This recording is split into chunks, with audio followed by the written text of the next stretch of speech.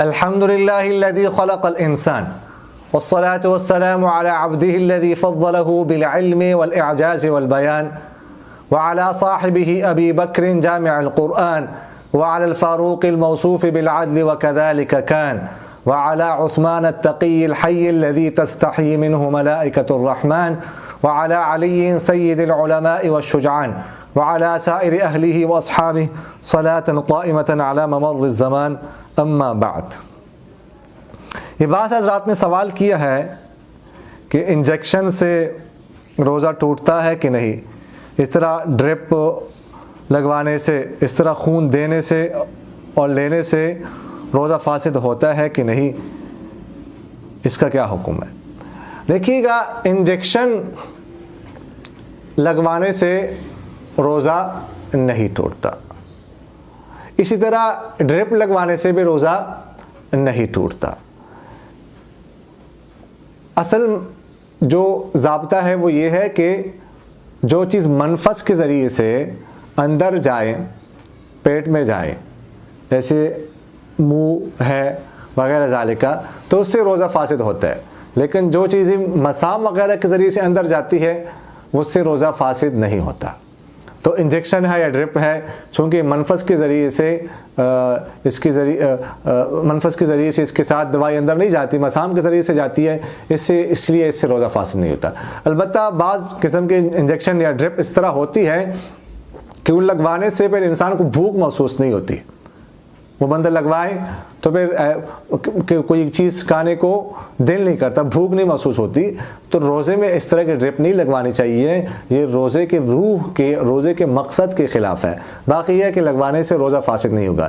اس طرح خون نکلنے سے، خون جتنا بھی نکلے اس سے روزہ فاسد نہیں ہوتا۔ روزہ کا تعلق ہے کوئی چیز اندر جانے سے، باہر نکلنے سے روزے کا تعلق نہیں ہے۔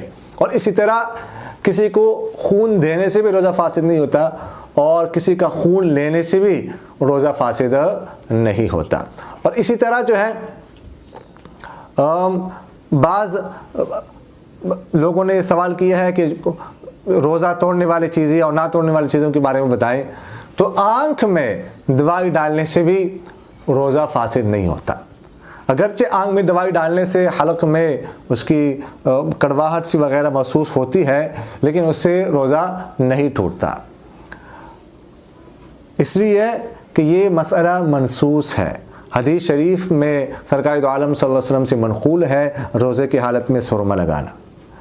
آج کل ڈاکٹر حضرات کی رائے یہ ہے کہ یہاں سے منفذ ہے، اگرچہ چھوٹا سا ہے، وہ اندر جو ہے نا وہ چیز جا سکتی ہے، منفذ موجود ہے۔ 1-2 سال پہلے پشاور میڈیکل کالج اور جامعہ عثمانیہ نے ایک فقہی کانفرنس رکھی تھی جامعہ عثمانیہ پشاور میں، اس میں پوری پاکستان سے مفتیان کرام کو جمع کیا تھا، تو اس میں بندہ بھی حاضر ہوا تھا۔ تو اس وقت یہ مسئلہ زیر غور آیا تھا۔ ڈاکٹر حضرات کی رائے یہ تھی کہ یہاں سے چیز جا سکتی ہے، منفذ موجود ہے، لیکن سب نے متفقہ طور پر یہ فیصلہ کیا کہ چونکہ یہ مسئلہ منسوس ہے، آپ صلی اللہ علیہ وسلم سے سرما لگانا روزے کی حالت میں ثابت ہے، اس لیے اگرچہ یہاں پر جو ہے نا وہ منفذ موجود ہو تو اس سے روزہ فاسد نہیں ہوتا۔ بعض حضرات نے یہ بھی اس کی توجیہ کی ہے کہ وہ اگرچہ وہ منفذ تو ہے لیکن اتنا چھوٹا سا ہوتا ہے کہ وہ مسام کے درجے میں ہوتا ہے، تو جس طرح مسام کے ذریعے سے کوئی چیز اندر جائے تو روزہ فاسد نہیں ہوتا، تو اس سے بھی نہیں ہوتا۔ اسی طرح آنکھ میں دوائی ڈالنے سے، تیل ڈالنے سے، کوئی اور چیز ڈالنے سے روزہ فاسد نہیں ہوتا۔ پرانی کتابوں میں لکھا ہوا ہے کہ آنکھ میں دوائی ڈالنے سے روزہ فاسد ہو جاتا ہے، لیکن اب جدید تحقیق یہ سامنے آئی ہے کہ یہاں پر منفذ ہے ہی نہیں، یہاں پر اندر پردہ ہوتا ہے، وہ پردہ اگرچہ باریک ہوتا ہے بڑا، لیکن بڑا مضبوط ہوتا ہے وہ، اس لیے اس کے ہوتے ہوئے کوئی بھی چیز اندر نہیں جا سکتی، چونکہ یہاں پر منفذ نہیں ہے، اس لیے آنکھ میں بھی کوئی چیز ڈالنے سے روزہ فاسد نہیں ہوتا۔ البتہ جو ناک ہوتی ہے، ناک، اس سے ڈائریکٹ حلق میں جو ہے وہ چیز جا سکتی ہے، تو اگر آنکھ میں کتنی کوئی چیز ڈال دی اندر چلی گئی تو اس سے روزہ جو ہے وہ فاسد ہو جائے گا، روزہ اس سے فاسد ہوتا ہے۔ باقی جو انسان کا منہ ہوتا ہے تو اس کی نا 2 حیثیتیں ہیں، اس کا ایک تعلق ظاہر کے ساتھ ہے، ایک باطن کے ساتھ ہے، ٹھیک ہے؟ تو اگر اس کے اندر کوئی چیز ڈالیں، اندر نیچے حلق میں نہ اترے تو اس سے روزہ فاسد نہیں ہوتا۔ البتہ اگر اس جو ہے نا اس کی سے کوئی چیز اندر چلی گئی، حلق میں اتر گئی، تو حلق چونکہ معتبر منفذ ہے تو اس لیے حلق میں اتر جانے سے وہ روزہ ٹوٹ جائے گا۔ اس کا ایک تعلق اس لیے چونکہ اس کا تعلق ظاہر کے ساتھ ہے تو اس کے اندر کوئی چیز ڈالنے سے روزہ فاسد نہیں ہوتا ہے۔ اسی طرح اس کا ایک تعلق باطن کے ساتھ بھی ہے کہ اگر اندر ہی تھو کوئی نگل لے تو اس سے بھی اس کا روزہ فاسد نہیں ہو جاتا۔ اور اسی طرح جو ہے اگر کوئی مقعد میں یعنی پیچھے کا جو انسان کا راستہ ہے اس میں کوئی دوائی ڈالتا ہے تو وہ یہ ذہن میں رکھیے گا کہ اگر وہ زیادہ اوپر تک نہ ڈالے، یعنی جو انتڑی ہے وہاں تک نہ پہنچے، اس کے نیچے نیچے اگر ہو تو اس سے روزہ فاسد نہیں ہوتا۔ البتہ اگر وہ انتڑی تک بات پہنچ جائے تو چونکہ وہ منفذ معتبر ہے تو پھر اس سے روزہ فاسد ہو جاتا ہے۔ اور اسی طرح جو ہے مسواک کرنے سے روزہ فاسد نہیں ہوتا۔ اور ٹوتھ پیسٹ جو ہے اس کے سے احتیاط کرنی چاہیے رمضان مبارک میں۔ ویسے اگر یہ بندہ کر لے دانتوں میں نیچے اس کا اثر ذائقہ وغیرہ اثر نہ جائے نیچے حلق کے نیچے تو پھر تو روزہ فاسد نہیں ہوتا، لیکن اس میں جو ہے نا وہ احتیاط کرنی چاہیے، اندر جو ہے وہ حلق کے اندر چیز جا سکتی ہے، اس لیے اس سے بچنا چاہیے روزے کی حالت میں۔ اور اسی طرح انہیلر جو ہے انہیلر یہ استعمال کرنے سے بھی روزہ فاسد ہو جاتا ہے۔ وہ جو فقہی کانفرنس کا میں نے حوالہ دیا پشاور، اس میں یہ بات بھی زیر غور آئی تھی انہیلر کے بارے میں۔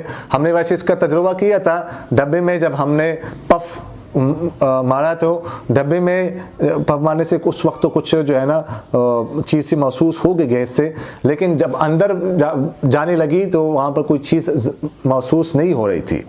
تو ہم نے ڈاکٹر کے سامنے یہ بات رکھی کہ اب ایسا محسوس ہوتا ہے کہ جو ہے اثر صرف اندر جاتا ہے لیکن چیز اندر نہیں جاتی، لیکن ڈاکٹر حضرات کہہ رہے تھے کہ نہیں، اس کے ساتھ جو ہے نا دوائی اندر جاتی ہے 15%، بہت کم 10%، 20%، تبھی تو فائدہ ہوتا ہے اندر جا کے۔ اگر دوائی اندر نہ جائے تو پھر اس کا کوئی فائدہ نہیں ہے۔ تو چونکہ اس سے دوائی اندر جاتی ہے تو قلیل چیز ہو یا کثیر ہو، قلیل چیز تھوڑی سی چیز کیوں اندر نہ جائے، کوئی تھوڑی سی چیز کیوں نہ ہو لیکن اندر جانے سے روزہ فاسد ہو جاتا ہے۔ لہٰذا انہیلر استعمال کرنے سے بھی روزہ فاسد ہو جائے گا۔ روزے کی حالت میں انہیلر سے جو ہے وہ بچنا چاہیے، اس کو استعمال نہیں کرنا چاہیے۔